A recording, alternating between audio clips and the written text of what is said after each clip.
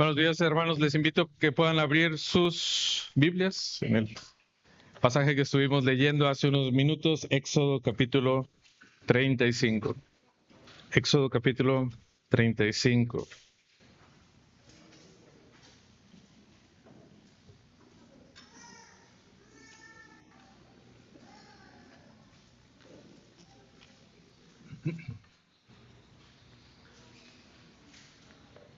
El título del sermón de esta mañana es Viviendo el Pacto y está muy relacionado con lo que hemos estado estudiando en estos pasajes anteriores del libro de Éxodo. No sé si usted ha tenido la oportunidad de circular por la avenida Lázaro Cárdenas ahí en el municipio de Monterrey. Y es un efecto muy interesante el que usted puede observar cuando circula por esa avenida.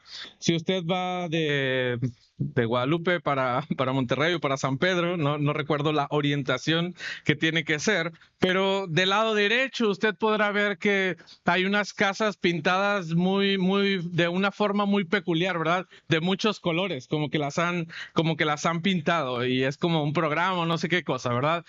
Y entonces las encuentra allá del lado derecho en la montaña, subiendo, pues ahí puede encontrar estas colonias que realmente son colonias pues que están en un estatus socioeconómico un poquito complicado, si lo podemos ver de esta forma. ¿Qué tenemos del lado izquierdo de esta misma avenida? Pues tenemos lo opuesto, completamente, ¿verdad? Vamos a poder encontrar plazas comerciales, edificios lujosos, casas muy lujosas, ¿verdad? Y es el contraste normalmente que usted puede ver en cierto punto de esta avenida. ¿Y qué tiene que ver con todo esto?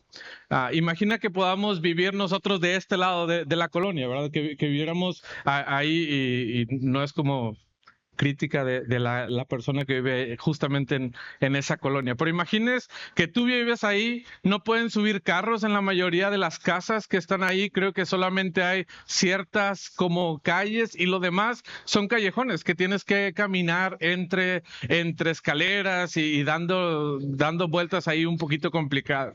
Pero imagínate que de repente alguien te dice, ¿sabes qué? Ya no te vas a tener que vivir ahí, sino de hecho te vas a poder ir a la torre que está allá, la más grande, y vas a poder vivir en uno de esos departamentos lujosos de la Torre Coy, ¿verdad? Que hay ahí. Y valen muchísimos millones y tú puedes disfrutar ahora de ese departamento. Y no solamente el departamento, ahí hay alberca y hay gimnasio y todas esas cosas, tú las puedes disfrutar todo el tiempo que tú quieras. Y aquí están las llaves, ahora tú puedes entrar libremente a este lugar. La persona se va, empieza a vivir en su nuevo departamento de súper lujo con unas vistas increíbles, pero en el momento de irse a dormir a la cama, lo que él hace es cierra ese departamento y se va a la casa donde vivía antes, donde no tiene todas las comodidades, donde no tiene todas las amenidades que puede presentar este departamento, pero él va y simple y sencillamente se queda ahí porque es a lo que está acostumbrado, es donde se siente de forma cómoda. ¿No se te haría esto que es un poquito como raro? Todos diríamos, tienes esa gran oportunidad ahora de vivir ahí y de olvidarte por completo de lo que estabas haciendo o de la situación en la cual vivías anteriormente. ¿Y por qué te regresas? ¿Por qué tendrías que regresarte? ¿Por qué tendrías que ir a ese lugar donde estás batallando y luchando y no tienes ninguna de estas otras comodidades? De hecho, podríamos pensar o cuestionarnos que esto sería como algo absurdo. ¿Por qué lo estás haciendo? ¿Por qué estás viviendo de esta forma? ¿Por qué mudarse a vivir a esta vida difícil y caótica que podías estar viviendo cuando tenías todas las comodidades? Puede parecernos a nosotros algo que no tiene sentido, que no tiene tanta lógica. Y en la vida espiritual pasan cosas similares. No quiero decir igual, pero pasan cosas similares. ¿Por qué? Porque nosotros A veces empezamos a tener cambios, pero son cambios superficiales, simple y sencillamente. Cambios que vivimos por encimita, pero no son cambios verdaderos. Es decir, empezamos a comportarnos de diferentes formas, empezamos a hacer ciertas cosas, pero dada la noche, nos regresamos a la vida que teníamos anteriormente. Empezamos a hacer las cosas que anteriormente estábamos haciendo y no estamos verdaderamente viviendo esos cambios porque no ha pasado algo dentro de nosotros. La semana antepasada el pastor Mateo nos dejaba un reto bien específico a cada uno de nosotros. Y la enseñanza de ese sermón era que nosotros teníamos que renovar nuestro pacto con Dios. Han pasado 2 semanas. Mi pregunta para ti es, ¿renovaste el pacto con Dios? ¿Verdaderamente tú viviste una renovación del pacto? Es decir, te pusiste nuevamente en esa posición con Dios, en esa comunión con Dios que probablemente ya habías perdido. Recordemos cómo llegamos a esta enseñanza principal. El pueblo de Dios había rechazado por la terquedad de su corazón lo más valioso que ellos podían tener, y era el pacto que ellos habían hecho con Dios. Lo habían rechazado y habían estado viviendo vidas que no eran dignas de alguien que tenía un pacto con Dios. Y entonces nuevamente Dios les da la oportunidad al pueblo de que puedan retomar esa vida que ellos tenían, esa comunión que ellos tenían. Y de ahí es la renovación del pacto que el pueblo de Israel estaba haciendo con Dios. Pero ¿qué de nosotros? Han pasado 2 semanas. ¿Renovamos el pacto? ¿Sí o no? ¿Cómo te fue con eso? Sí, hermano, seguramente fue un sermón de bendición, largo, ¿verdad? Pero me llegó. A veces comentamos ese tipo de cosas cuando estamos allá afuera. Fue un sermón que me llegó, hermano. Gracias por eso. Pero entonces, hermano, si ese sermón fue de bendición, si ese sermón llegó a tu vida, mi pregunta es, ¿tu vida ha cambiado desde ese momento? Desde ese tiempo en el cual tú tuviste la oportunidad de renovar el pacto, ¿ha cambiado tu vida? ¿O seguimos viviendo la misma vida que teníamos antes?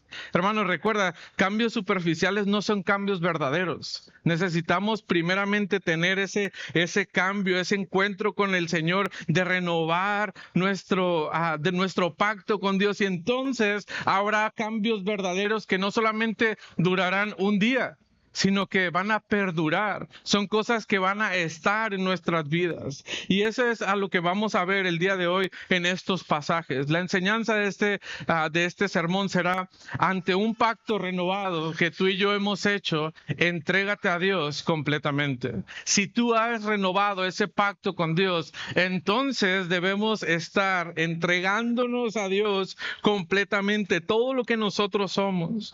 ¿Cómo nos vamos a entregar a Dios? ¿Qué implicaciones tendrá para usted y para mí? ¿Cómo cambiará entonces nuestra vida diaria, nuestra vida en general, cuando hemos renovado un pacto con Dios? ¿Cuál será esa entrega que nosotros estaremos teniendo para con Dios? Y la primera cosa que veremos el día de hoy es que nosotros debemos entregarnos a Dios en obediencia. Lo primero que tú debes hacer es entregarte a Dios en obediencia. Vamos a ver los versículos del capítulo 35 que tenemos ahí.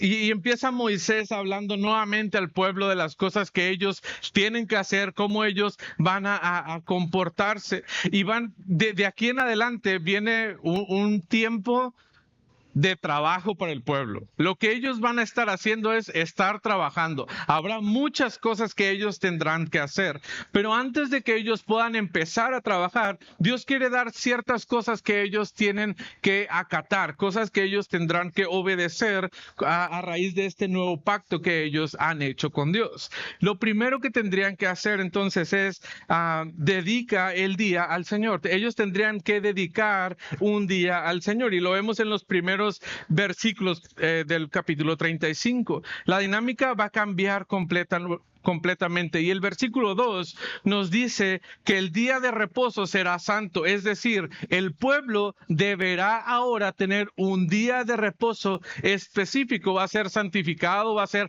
apartado para Dios, dedicado única y exclusivamente para Dios. Ese era el propósito, es verdad. Cuando estamos hablando acerca de la dedicación de un día o de tomar el día de reposo, sí implicaba un descanso. No estamos diciendo que no iban a descansar. Claro que sí, también es el propósito por el cual el Señor había separado ese día. Pero iban a separar el día de reposo para que ellos pudieran tener un tiempo de adoración para el Señor. Iba a dedicar ese día en adoración al Señor. Versículo 2 dice, 6 días se trabajarán, mas el día séptimo os será santo, día de reposo. ¿Para qué? Para Jehová, no para ellos, no para su deleite, sino que ese día iba a ser dedicado para Jehová. Este era el propósito que ellos tenían que separar. Pero ¿cómo sabemos que es un mandato que Dios está dando? Porque no solamente les dice lo que tienen que hacer, el propósito por el cual ellos tenían que hacer estas cosas, sino que también se mencionan las consecuencias que ellos sufrirían si no estaban respetando los mandatos que el Señor estaba haciendo. ¿Cómo termina el versículo 2? Diciendo que todos aquellos que no acataran lo del día de reposo, cualquiera que en él hiciera trabajo alguno que iba a pasar, morirá.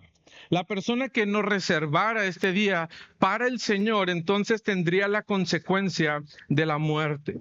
Ahora, pues nosotros no estamos guardando el día de reposo, sí lo estamos guardando. Bueno, es algo que no tiene una implicación directa para nosotros de guardar el día de reposo como tal. Colosenses 2:16 nos dice, por tanto, nadie os juzgue en comida o bebida o en cuanto a día de fiesta, luna nueva o día de reposo, todo lo cual es sombra. Lo que ellos estaban recibiendo, el pueblo de Israel estaba recibiendo esa sombra de lo que ha de venir, pero el cuerpo es de Cristo, hablando acerca de otras cosas que estaban hablando ahí en Colosenses. Pero entonces eso ha quedado ya separado para el pueblo de Israel y nosotros ya no tenemos que guardar entonces el día de reposo. Podemos hacer cualquier otra cosa con el día de descanso que nosotros tenemos. No necesariamente. Es verdad que este pasaje nos dice que ya no es un mandato el cual nosotros estamos sujetos o que deberíamos de estar llevando a cabo, pero sí es un día que nosotros debemos de reservar. ¿Para qué? Para el Señor. Aún debemos dedicar un día para poder juntos reunirnos y poder adorar a Dios por lo que Él ha hecho y poder tener ese tiempo de aprender acerca de Dios, de lo que Él quiere para nosotros, para sus hijos, cómo es que Él está trabajando en la vida de cada uno de nosotros. Entonces, no tenemos que guardar un día como algo que va a caer la muerte sobre nosotros, pero sí dedicar un día para el Señor, en el cual podemos separarlo y hacer lo que estamos haciendo el día de hoy. Y este es el llamado que nosotros tenemos, dedicar un día al Señor, o prestar esa obediencia también. Separemos un día para el Señor y lo hemos estado haciendo, en el cual, ¿qué hacemos? La alabamos, tenemos comunión con los hermanos. A veces no nos podemos ver en toda la semana. Hay hermanos que no nos conocemos todavía de forma tan íntima, y entonces este día es un día en el cual podemos tener esa comunión entre hermanos, pero sobre todo de forma corporal. Como cuerpo de Cristo, nosotros podemos también tener ese tiempo de comunión con Dios, no solamente entre nosotros. Lamentablemente, el cristianismo ya no le da tanta importancia a dedicar un tiempo de comunión con el Señor. Es decir, cuando tú hablas del tiempo de iglesia, que es algo similar a lo que se está hablando aquí, pues ya no es de forma tan prioritaria el poder estar en la iglesia. Vemos nuestro tiempo en la iglesia como algo secundario. De hecho, muchos de nosotros estamos muy preocupados por los planes que haremos después de la iglesia. No tanto en la iglesia, es como un requisito, casi como una religión. Ok, tenemos que ir a la iglesia y después de ahí viene lo bueno, ¿verdad? Ahí es cuando empezamos a planear y estamos emocionados por las cosas que van a pasar. Y ahora, no digo que estas cosas sean malas, no, qué bueno que podemos disfrutar de este tiempo como familia, pero también deberíamos de darle importancia al tiempo en la iglesia, que nosotros pasamos en la iglesia, porque es un tiempo de comunión que tenemos con el Señor. Recuerda, debemos de cambiar verdaderamente la forma que nosotros somos ahora y lo que éramos antes. Antes aprovechamos este día para cualquier otra cosa y ahora podemos aprovechar el tiempo para estar en comunión con Dios y estar en comunión con los hermanos. La pregunta para nosotros es, ¿cómo ves este tiempo de iglesia para tu vida? Es un tiempo de, ok, algunos de los que estamos aquí es, voy porque mi papá me tiene que llevar, ¿verdad? Está bien. Algunos de nosotros que pasamos nuestra juventud en la iglesia, a veces teníamos esa actitud, pero padres, es nuestra responsabilidad cambiar nuestra actitud en cuanto a la iglesia para que nuestros hijos puedan ver eso también en nosotros. Nosotros estamos enseñándoles a eso. Y joven, aprovecha este tiempo. Mira, si tus papás ya te trajeron aquí, aprovéchalo. Aprovecha y escucha lo que otros están compartiendo, las amistades verdaderas que puedes hacer aquí y disfrutar de este tiempo en comunión principalmente con el Señor y aprovechar esta oportunidad que tenemos como iglesia. Hermano, no veamos el tiempo de iglesia como un requisito o una posición nada más religiosa, sino que verdaderamente podamos aprovecharlo. Pero ¿cuál es otra forma en que nos entregamos en obediencia al Señor? Bueno, ofrendando para la obra del Señor. Versículo 4 al versículo 9 nos dice, habló Moisés a toda la congregación de los hijos de Israel, diciendo, esto es lo que Jehová ha mandado. Tomad de entre vosotros ofrenda para Jehová. ¿Qué es lo que viene para el pueblo? Tenían que hacer ahora la construcción del tabernáculo, algo que ellos estaban esperando y que estaban emocionados por lo que esto se iba a hacer.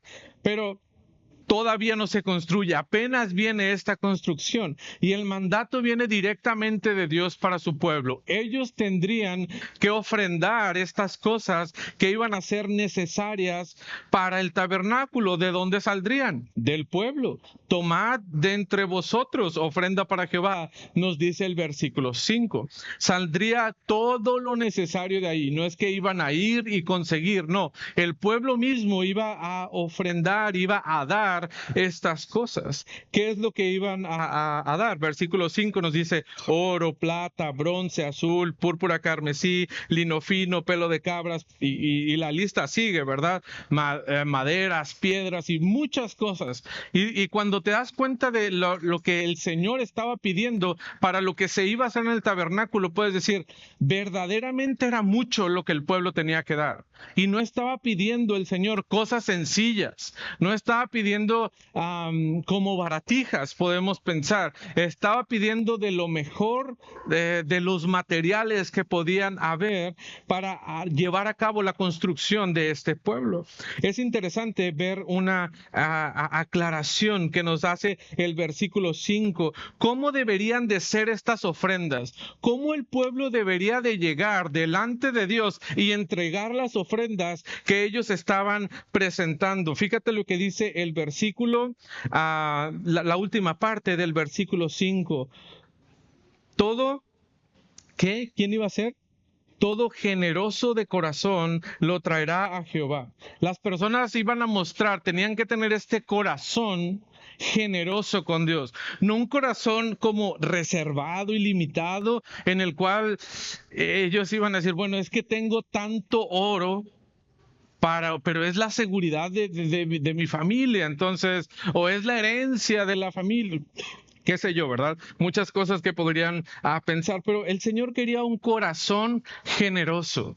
del pueblo, que el pueblo podía ofrendar de esta forma. Aun y cuando era un mandato por parte de Dios, mostraría cuál era el corazón del pueblo. Sí, Dios te estaba pidiendo estas cosas, pero Dios estaba también viendo el corazón de cada persona. Y cuando nosotros nos estamos entregando en obediencia a nuestro Dios, habla de nuestro corazón, de cómo estamos dando al Señor, si lo estamos haciendo de forma limitada o lo estamos haciendo con un corazón generoso.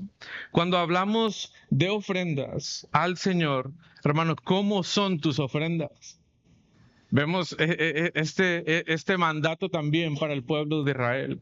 Es verdad, a nosotros ya como iglesia, como que estamos viviendo en el tiempo de la iglesia, no se nos pide como un porcentaje específico que podemos dar, pero hermano, ¿has evaluado tu corazón en cuanto a qué estás dando al Señor y cómo lo estás dando? ¿Si estás siendo generoso o no lo estás siendo? El Señor nos ha dado todo. El Señor nos ha dado lo más importante. Él te ha dado la salvación. Te ha dado a su Hijo para que nosotros podamos reconciliarnos con Él a través de su obra. Y hermano, cuando pensamos en el corazón generoso que Dios ha tenido para con nosotros, eso debería llenar nuestro corazón de gratitud, agradecimiento y también de ser generosos para con el Señor. Pero a veces eso como que nos limita un poco. Mateo 6:26. Nosotros nos sentimos limitados a veces por las preocupaciones, pero mira lo que nos dice el Señor. Mirad las aves del cielo, que no siembran, ni ciegan, ni recogen en graneros, y vuestro Padre Celestial las alimenta. ¿No valéis vosotros mucho más que ellas? Estamos preocupados en el momento de ser generosos para con el Señor, por lo que nos puede pasar a nosotros, por las necesidades que puede presentar mi familia. Pero el Señor nos dice que Él tiene cuidado especial de sus hijos. Por eso no deberíamos de estar preocupados en cuanto a esto. Hermano, que tu corazón sea generoso para el Señor. Y es un mandato que Él ha dejado a su pueblo y es algo que nosotros también deberíamos de tomar para entregarnos verdaderamente en obediencia al Señor. Pero no solamente nos hablaba de dedicar un tiempo para el Señor, de cómo estamos dando nuestras ofrendas para el Señor, sino también nos manda a someternos a sus mandatos. ¿Cómo vamos a entregarnos en obediencia al Señor? Bueno, sometiéndote a tus mandatos. Versículo 10 al versículo 19. Pasamos 2 sermones viendo las especificaciones, detalle por detalle, de cómo se tenía que construir cada cosa, cada elemento que iría en ese tabernáculo, qué telas iban a ir, qué postes iban a ir, qué medidas tenía que tener el atrio, cómo iban a ser las argollas de cada uno de esas uniones que tenía que tener el tabernáculo. El Señor fue bien específico en todo lo que tenía que pasar, en todas las cosas que se tenían que cumplir. Entonces, debería el pueblo de Dios estarse sometiendo a estas indicaciones que el Señor les había dicho. No es que iba a llegar alguien y iba a decir, ¿saben que tengo una mejor idea? ¿Y si los postes los hacemos diferentes? ¿Y si les ponemos esto? ¿O si los hacemos de este otro material? No, el Señor había dejado ya todo muy claro de cómo se deberían estar llevando a cabo cada una de estas cosas. El origen de cada elemento, los materiales, el diseño, todo fue dado por Dios. El origen, diseño y el tabernáculo fueron idea de Moisés, fueron idea de alguna persona que estaba ayudándole a él. No, todo fue exclusivamente de Dios, revelado a Moisés mediante una revelación especial. Y era ahora el momento de hacerlo. El pueblo había esperado este momento y ahora tenían que hacer. ¿Quién? ¿Quiénes lo iban a llevar a cabo? ¿Cómo lo iban a hacer? Las personalidades con habilidades en la madera, en la tela, en el oro, realmente no. No iba a tomar a las personas más habilidosas para poder llevar a cabo todas estas cosas. La habilidad manual, sin lugar a dudas, es importante, pero para el Señor no es lo más importante. El Señor no estaba vigilando específicamente que se hicieran estas cosas. Él tenía otro enfoque, podemos decir. Se estaba fijando en otras cosas. ¿Cuáles eran estas cosas? Versículo 10. Todo sabio de corazón, todo sabio de corazón de entre vosotros vendrá y hará todas las cosas que Jehová ha mandado.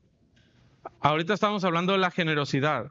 ¿Y en qué se fijaba el Señor? En el corazón. Ahora estamos hablando de hacer cosas, de trabajo que tenían que hacer para el pueblo, para el Señor. ¿Y quiénes eran los llamados a esto? Los que tenían un corazón dispuesto, un corazón sabio entre nosotros. Lo importante para el Señor es el corazón. Las cosas se pueden aprender después. Todos los demás podían aprender a trabajar la madera, a trabajar las piedras, a trabajar el oro, a trabajar las telas, todas estas cosas. Pero lo importante era el corazón para el Señor. Deberían de ser personas que se podían someter a su voluntad, que estuvieran dispuestos a seguir a Dios, lo que Él les había mandado. Eso es lo importante, lo que hay en el corazón. Y a veces cuando nosotros estamos tratando de servir al Señor, queremos hacerlo de nuestra forma, como nosotros pensamos que es lo mejor, como nosotros pensamos que es lo correcto. Y hermano, lo primero que nosotros debemos de someternos es a su palabra en el servicio, lo que Él nos ha dejado y cómo debemos de comportarnos, cómo debemos de vivir en todas estas situaciones. Ahí es donde nosotros debemos de someternos y eso muestra el corazón que nosotros tenemos en el servicio. Si lo queremos hacer en nuestras propias fuerzas, en nuestra propia sabiduría, a nuestra forma de obrar, o si nos estamos sometiendo a lo que el Señor dice. Esto es lo más importante, un corazón dispuesto a someterse a nuestro Dios. Y el Señor entonces, cuando nosotros mostremos ese corazón dispuestos a someternos a sus mandamientos, hermano, Él nos va a dotar de esas habilidades y dones que nosotros necesitamos para hacer las cosas. Él va a obrar. Él te va a poner a personas en tu camino para que puedas aprender de esas cosas que necesitas. Pero lo importante es el corazón que nosotros tenemos de estar dispuestos a someternos a lo que Él ha dicho en su palabra. El Señor obrará sin lugar a dudas. Esto no es una defensa para que entonces las personas de la iglesia hagan lo que los pastores están diciendo y ya tú no puedas decir nada ni hacer otra cosa de otra forma. No, claro que no, este no es el punto. Si te das cuenta, yo no te estoy diciendo que tú te tienes que someter al liderazgo de la iglesia. Tú te tienes que someter primeramente al Señor y a los mandatos que Él ha dejado para cada uno de sus hijos, para cada uno de nosotros. Y eso también aplica para nosotros como pastores de la iglesia. Este pasaje y el sermón nos hace un llamado a ser obedientes a Dios, no a personas, sino que podamos someternos primeramente a Dios, porque esto es lo más importante y esto es lo esencial. Claro, Dios usa también a personas dentro de su obra para poder llevar a cabo esta labor de dirección que todos necesitamos. Todos necesitamos en nuestra vida esta labor de dirección, pero no es una dirección simple y sencillamente autoritativa en la cual yo digo lo que se tiene que hacer y se tiene que hacer así y punto. No es así, no funciona de esta forma. ¿Por qué? Porque no es el modelo de liderazgo tampoco que el Señor nos ha dejado en su palabra.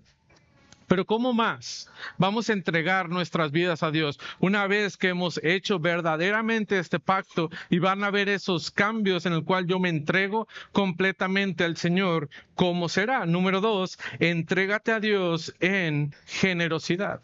Entrégate a Dios en generosidad. Primeramente, Dios ya había dado un mandato y ahora vemos cómo el pueblo reacciona ante este mandato que el Señor ha dado para su pueblo. Los versículos 20 y 21 de verdad son versículos muy, muy, muy bonitos porque hablan que tú y yo entonces también debemos de estar ofrendando de corazón. Versículo 20 dice, y salió toda la congregación de los hijos de Israel de delante de Moisés, y vino todo varón a quien su corazón estimuló, y todo aquel a quien su espíritu le dio voluntad, con ofrenda a Jehová para las obras del tabernáculo de reunión y para todas sus obras y para las sagradas vestiduras. Vemos el pueblo ahora obedeciendo, ahora poniendo en práctica esto que el Señor les había dicho, porque ellos antes ya habían renovado el pacto que habían hecho con Dios y ahora tenían un corazón dispuesto a escuchar las indicaciones de Dios y a ponerse a trabajar en lo que el Señor les había dado. Ahora ellos deberían de tener un corazón generoso para el momento de estar ofrendando al Señor. Van, ofrendan para ¿qué cosas? Para todas las cosas necesarias del tabernáculo. Ahora, no era una ofrenda sencilla, hablábamos hace un momento en los versículos 6, 7 en adelante, de las necesidades o de los materiales que ellos tenían que proveer, y no eran cosas sencillas, eran materiales de muy alta calidad, eso quiere decir de muy costosas. Era obvio que esto implicaría un esfuerzo grande por parte del pueblo. ¿Quiénes podrían ofrendar? Y esto también es bonito, porque vemos que todas las personas iban con un corazón dispuesto y estaban ofrendando, hombres, mujeres. Vemos en este pasaje que ellos, movidos por la palabra de Dios, empiezan a obrar, y la generosidad y un pueblo dispuesto a obedecer se vieron reflejados al adorar a Dios de esta forma. Qué bendición, que aunque era un mandato, Dios les había mandado que ellos obedecieran e hicieran estas cosas, el pueblo respondió con un corazón. Dice el versículo 20 que su corazón 21, su corazón les estimuló, el corazón les movió a que ellos estuvieran haciendo esto. Es porque Dios estaba obrando en estas personas. Hombres, mujeres, versículo 29, mira lo que dice ahí en el 35-29, de los hijos de Israel, así, hombres como mujeres, todos los que tuvieron corazón voluntario para traer para la obra de Dios que Jehová había mandado por medio de Moisés que hiciesen, trajeron ofrenda voluntaria a Jehová. Y nos puede sonar un poquito raro, porque los está mandando primero, pero ahora nos dice que el corazón voluntario del pueblo estaba ofreciendo. Y ahorita vamos a ver cómo podemos ver esta voluntad que tenía ahora el pueblo y cómo estaba trabajando. ¿Cuál es el llamado para la iglesia en este tiempo? Nosotros debemos de tener también un corazón dispuesto a estar dando, estimulado para poder dar a su obra. Segunda de Corintios nos habla acerca de las ofrendas que debemos estar entregando a nuestro Señor. Dentro de este pasaje encontramos el versículo 9 y probablemente es muy conocido para alguno de nosotros. Cada uno, ¿cómo debe de dar? Como propuso en su corazón. ¿Ves que son los mismos elementos que incluso estamos hablando en Éxodo?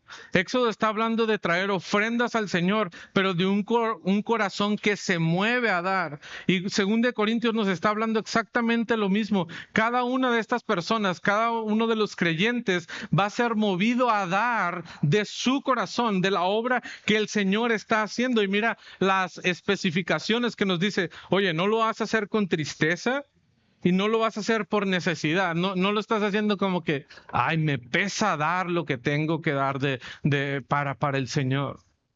No, ni tampoco lo estamos haciendo por esa necesidad de, ok, si yo le doy $1 al Señor, la canción dice que me va a dar $2 de regreso, ¿verdad? Tampoco lo hacemos así, no es una negociación, no es un trueque con el Señor.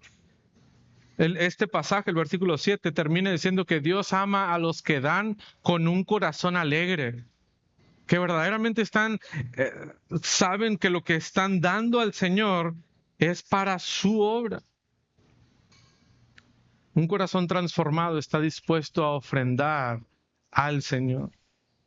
Y hermanos, sí, estamos hablando ahorita probablemente de dinero. Ay, es una iglesia de la prosperidad. No, no somos una iglesia de la prosperidad. Pero estamos hablando de dinero.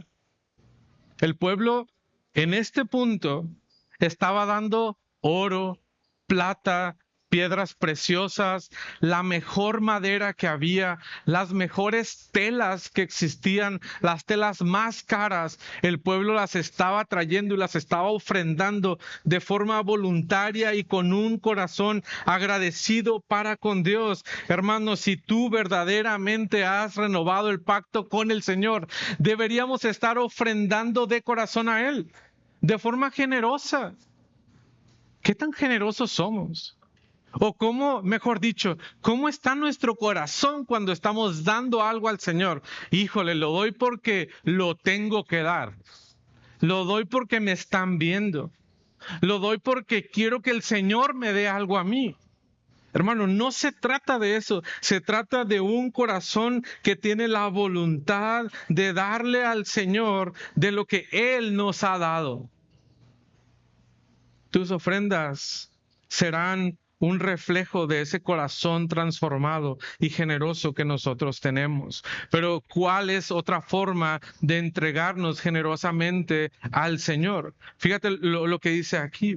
No solamente estamos hablando de dinero o de cosas valiosas para nosotros, sino que Dios nos está hablando de dedicar nuestra vida a Él. Porque a veces la ofrenda que nosotros damos no es solamente monetaria, sino que habla de nuestra vida, dedicar, ofrendar nuestra vida al Señor. Hablamos de dinero, de generosidad, pero ¿qué de la vida? En este pasaje Dios llama a dos hombres, Bezalel y a Oholiab. Besaleel y a Oholiab. Dios los había llamado para que estuvieran al frente de los trabajos de construcción del tabernáculo. Dos personas. El Señor las tomó y las dedicó entonces para eso. Hablábamos de la importancia que era el corazón que el Señor podía tener, pero ahora nos llama también y nos dota y nos capacita para que estemos realizando los trabajos que son necesarios para que nosotros estemos llevando a cabo el trabajo del Señor. Eso es lo que el Señor les está diciendo a estos dos hombres. Cada uno de estos hombres, el Señor los capacitaría para un área en específico. Bezalel para los materiales duros, podríamos pensar. Este hombre se iba a dedicar específicamente a todos los trabajos que tenían que ver con oro, plata, bronce, piedras y maderas. Él iba a ser como el mero mero, el que iba a saber de todas estas cosas. Y a Oholiab para materiales blandos, es decir, obras de arte, bordados de tela, lino, diseños que tenían que hacer. Este iba a ser el hombre que iba a hacer todas estas cosas. Dos de estos los toma Dios porque son los más capacitados, porque son los más habilidosos para hacer estas cosas. No, el Señor los llamó por su pura gracia y los usó para su obra. Y ahora estos hombres después iban a poder servir al Señor de forma increíble. ¿Por qué? Porque el Señor después los dota, es decir, los capacita, les da las habilidades necesarias para hacer el trabajo por el cual ellos han sido llamados. Hermano, porque cuando el Señor nos llama, el Señor nos capacita para hacer su obra. Si el Señor te ha llamado para que tú estés haciendo algo en su obra, cualquiera que sea el llamado que el Señor te ha dado, Él te va a capacitar para que tú puedas hacer un trabajo excelente en lo que tú estás haciendo. Dios te llama a ti. ¿Para qué? Para que seas una ofrenda para el Señor, para que tu vida sea dedicada al Señor, para que muestres tu generosidad, no con tu dinero, hermano, con tu tiempo, porque eso es un recurso que ya no lo puedes recuperar. Que tú inviertas tu vida, que tú inviertas tu esfuerzo, que tú inviertas tu juventud, que tú inviertas tu sabiduría en lo que Él te ha dado, en el llamado que el Señor te ha dado. Hermano, eso somos tan egoístas a veces en este sentido. Porque mi tiempo es mi tiempo. Y yo quiero invertir mi juventud, jóvenes que están aquí, yo quiero invertir mi juventud en las cosas que a mí me agradan. Yo quiero estudiar, yo quiero hacer una vida, yo quiero vivir. Hermano, tú ya viviste, déjame vivir a mí mi vida. Joven, que pudieras entregar los mejores años de tu vida al Señor, como estos dos lo hicieron, para servir al Señor. Dios nos capacita y nos llama para que entonces nosotros entreguemos nuestra vida en servicio al Señor. Hermano, ¿qué tal la ofrenda de tu tiempo al Señor? ¿Estás siendo generoso con eso? ¿Qué tal la ofrenda de esfuerzo al Señor, hermano? ¿Estás siendo generoso en esto? Porque tú y yo invertimos tiempo en muchas otras cosas que probablemente para nosotros son importantes. Y ahí sí vamos a ser generosos en estudiar, en trabajar. Y estas cosas no son malas, hermano.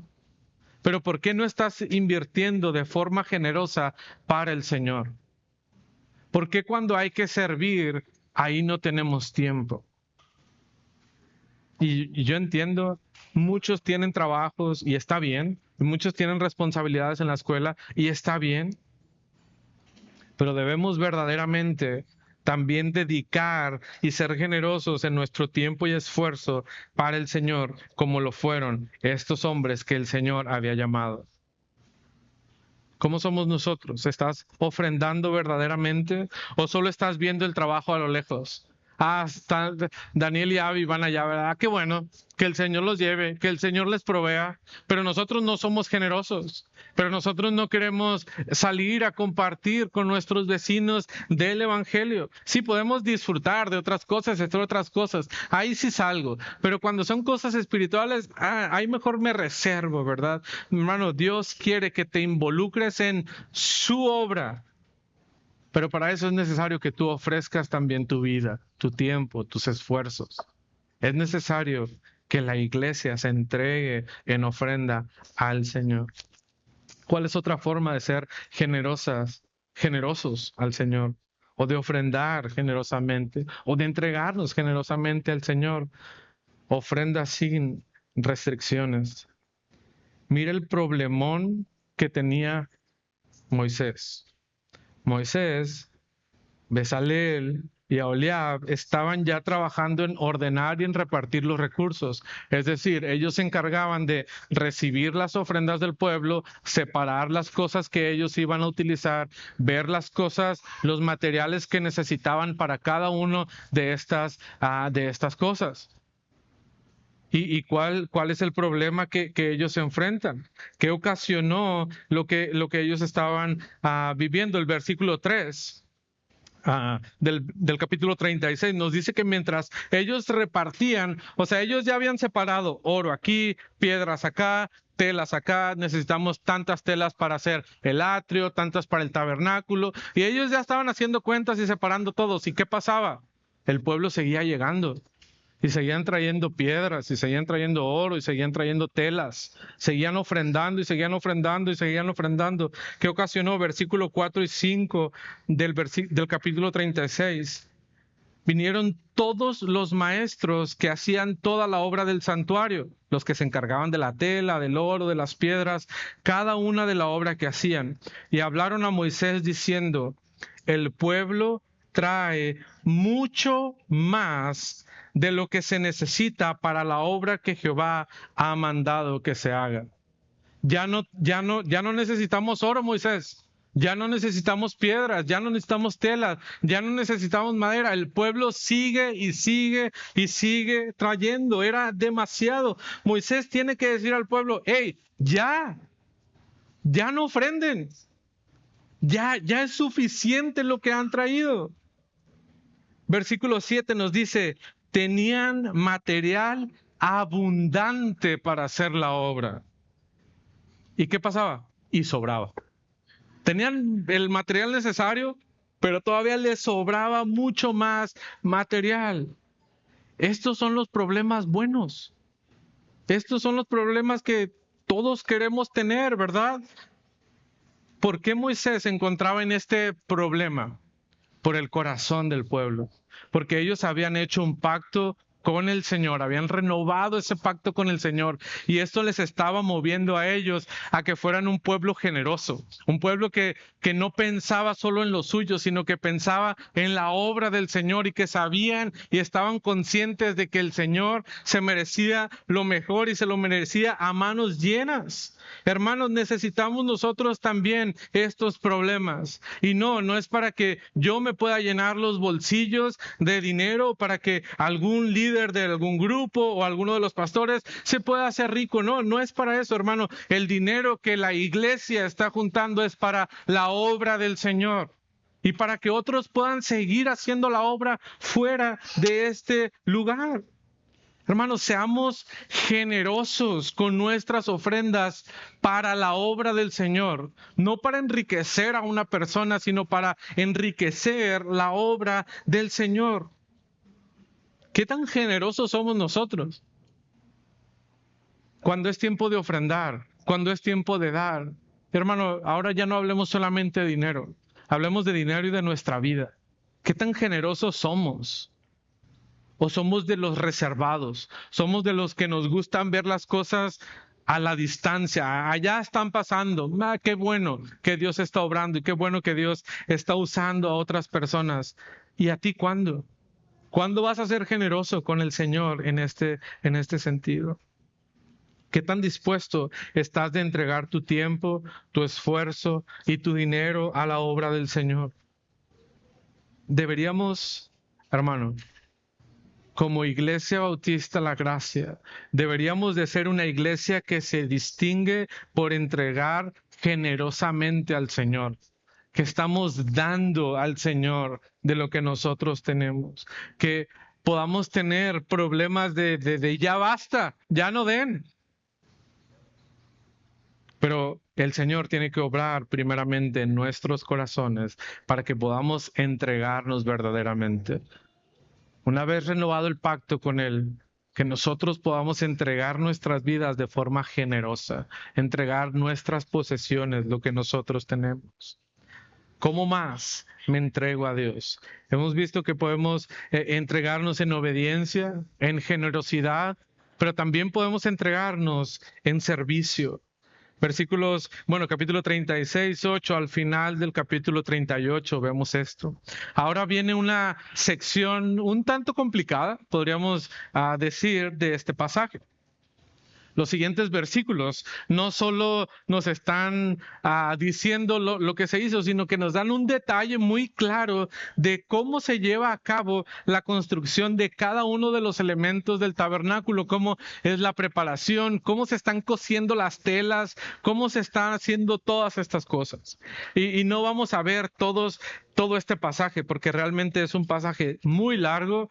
Y solamente nos está diciendo cómo cosieron, cómo fundieron, cómo prepararon la madera, cómo prepararon todas estas cosas. Pero lo que sí podemos hacer es aprender al menos 2 lecciones o 2 principios de este pasaje, del 36:8 al final del capítulo 38. Y la primera lección que nosotros podríamos aprender de entregarnos en servicio a Dios es: debemos de seguir el orden dado por Dios. Tú y yo debemos de seguir el orden dado por Dios.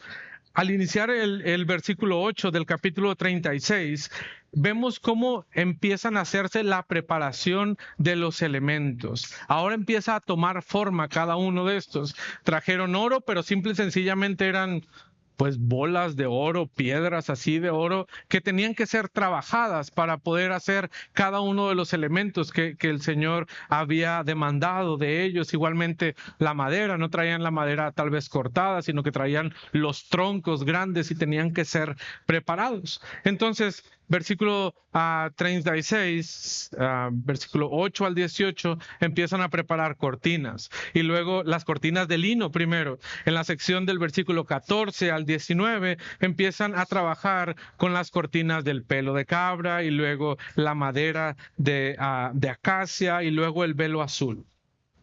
Entonces vemos cómo empiezan a preparar cada uno de estos elementos. Y luego empieza, ahora sí, parece que se van de la forma de adentro hacia afuera, se va la construcción.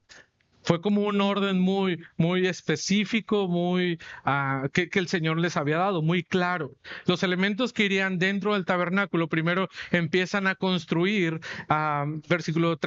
capítulo 37, perdón, empiezan a construir ya el arca de madera de acacia, el arca que llevaría esos querubines que le iban a estar como cubriendo, donde iba a reposar la presencia del Señor, iba a ser ese el lugar sumamente santo y específico que el Señor les había dado, y empieza con el arca. Luego empiezan a construir los versículos 10 al 16, la mesa donde irían los elementos, los panes, el candelero y todas esas cosas. Luego empiezan con la construcción del candelero de oro, el altar de los inciensos, y por último terminan con el aceite, versículo 29 del capítulo 37.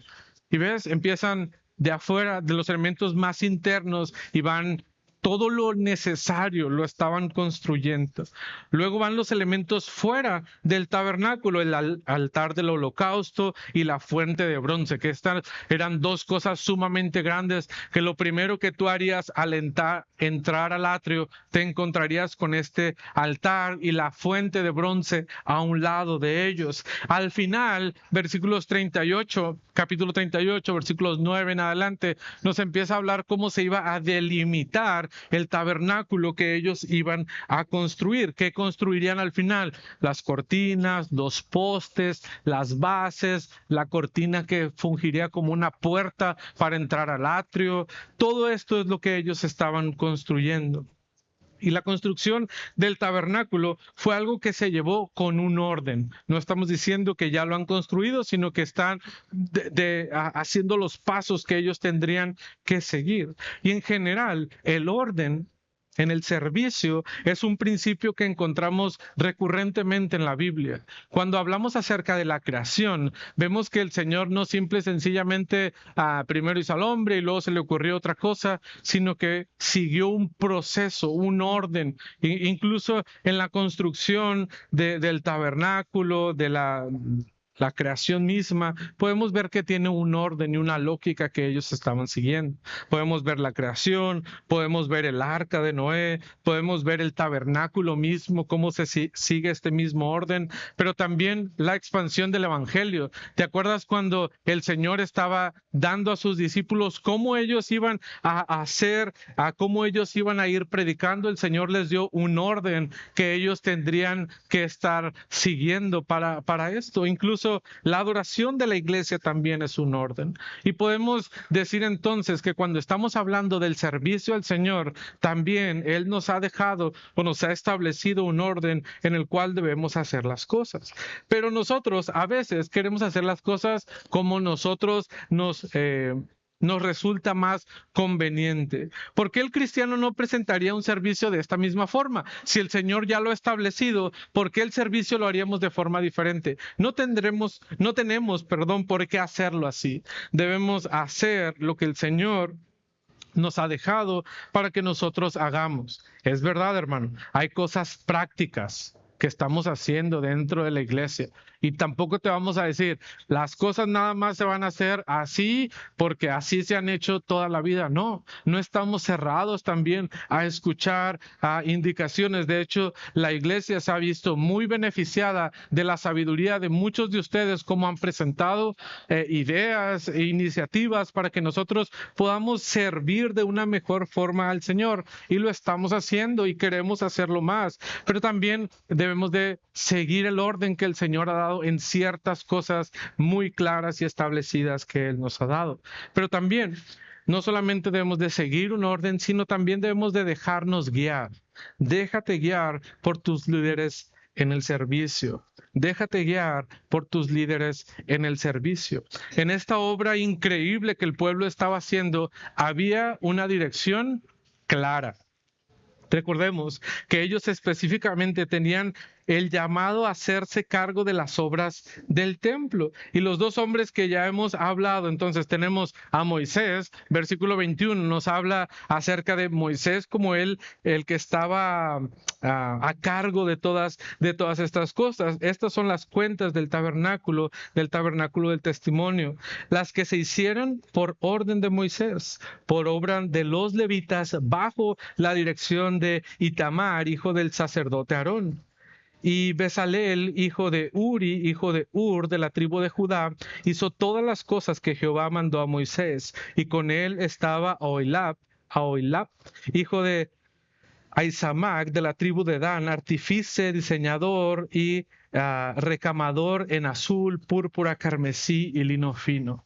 Moisés estaba a cargo de esta construcción que el Señor les había dado. El Señor le había dado esta responsabilidad a él, pero no lo estaba haciendo él solo. Dios también le había dado a los levitas para que pudieran apoyar en esta parte de la construcción, y había obrado y había provisto de Bezalel y Aholiab para que también pudieran estar desempeñando este cargo entre ellos. La estructura para el pueblo era clara. Si tenías una duda en cuanto a la construcción, tenías que ir con alguno de estos hombres. Ahora, ellos estaban ahí por ser los mejores, por ser los más inteligentes, por ser los más aptos. Realmente estaban ahí porque el Señor los había llamado y por el corazón que estas personas tenían para el Señor. El Señor les había elegido para que desempeñaran este papel. Y hermano, el Señor también te llama a ti y llama a personas para que puedan estar liderando a otros. ¿Por qué? Por el corazón que ellos tienen y porque por su gracia el Señor llama a cada una de estas personas. Cuando estamos hablando del servicio a nuestro Dios, no hay una competencia, hermano. No es que aquella persona está ahí por ser mejor, o no se trata de nada de eso. El servicio a Dios siempre es un privilegio y es de nuestro corazón que nace hacer estas cosas. Pero ¿qué debemos entregar a Dios? ¿O por qué deberíamos tú y yo entregarnos a Dios en obediencia, en generosidad y en servicio? Hermano, empezábamos hablando de un pacto que tú deberías de renovar con Dios. Y si tú has renovado este pacto con el Señor, entonces tú deberías estar entregando tu vida a Dios en obediencia, en generosidad y en servicio.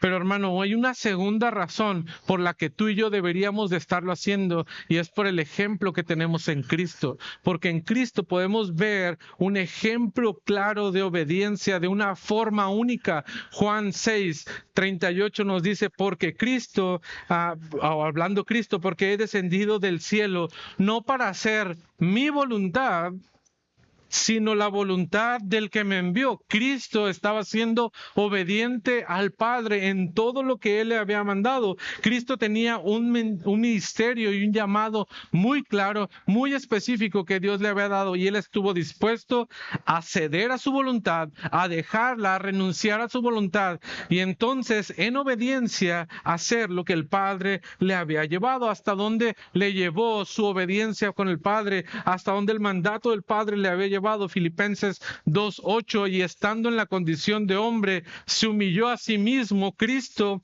haciéndose obediente ¿hasta dónde? Hasta la muerte, y muerte de cruz. Hasta este grado fue la obediencia de Cristo. ¿Por qué tú y yo delimitamos nuestra obediencia? No, hasta aquí. Yo hago hasta aquí, y normalmente es porque hasta ahí nos conviene.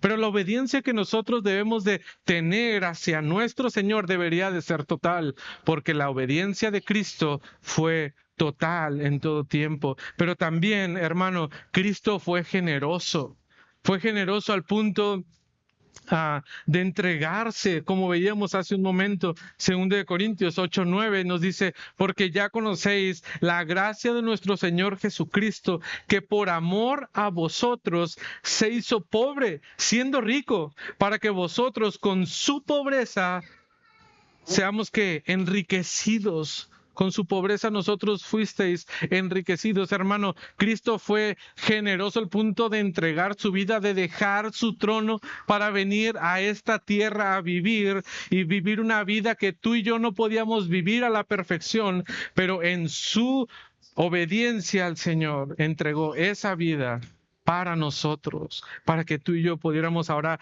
gozar y ser ricos, podamos ser enriquecidos espiritualmente por la obra que el Señor ha hecho. Cristo entregó sus bendiciones, sus enseñanzas, su posición, y finalmente Cristo entregó su vida.